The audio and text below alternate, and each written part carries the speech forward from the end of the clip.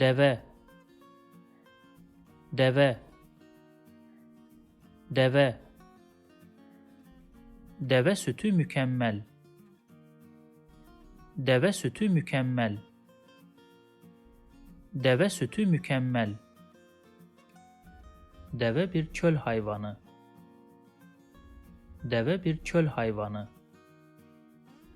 Deve bir çöl hayvanı. Deve bana tükürdü. Deve bana tükürdü. Deve bana tükürdü. If you like this video, please subscribe to my channel below for more videos on Turkish grammar, vocabulary, and pronunciation. Also, if you think this video can benefit somebody else, please share it with them. Last, if you have any comment or request, please provide your feedback in the comment section below and I'll do my best to respond as soon as possible.